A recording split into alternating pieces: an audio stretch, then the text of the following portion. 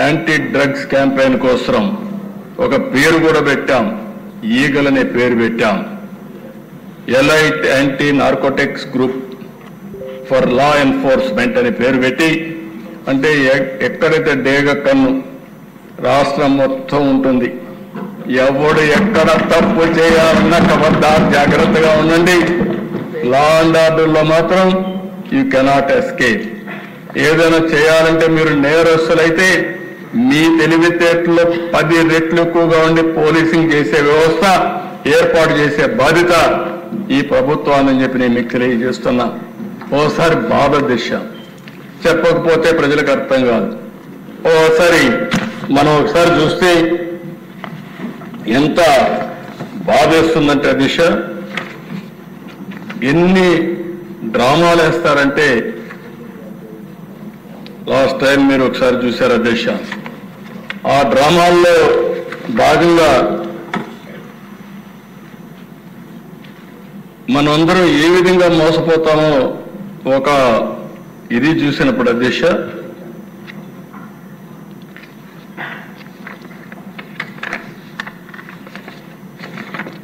వివేకానంద రెడ్డి రాష్ట్రంలో ఉండేవాళ్ళకు ఇక్కడ ఉండేవాడు కూడా అర్థం కావాలి.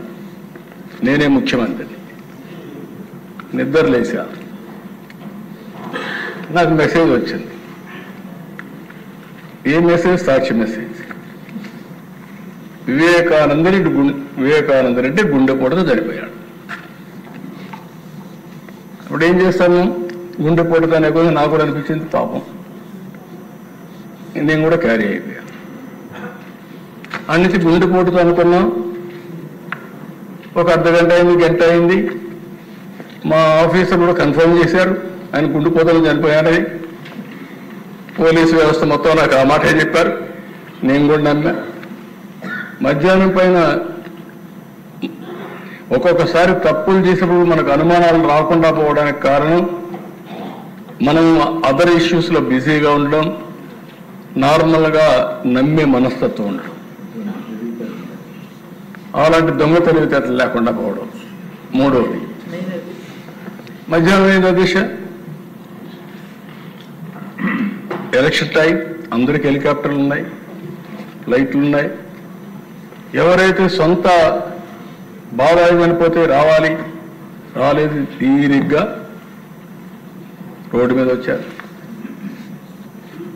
అక్కడ ఉండే వ్యక్తి ఎవరైతే ఉన్నారో తెల్లవారి నుంచి పోలీసులు చెప్పేశారు, ఏం అవసరం లేదు, పోలీసే అవసరం లేదు, అన్ని బాగున్నాయని. అక్కడ పోలీస్ ఆఫీసర్ ఎవరు సిఐ ఉన్నాడో ఆ సిఐని మేనేజ్ చేసేశారు. ఆయన విట్నెస్ అక్కడ అన్నిటికీ.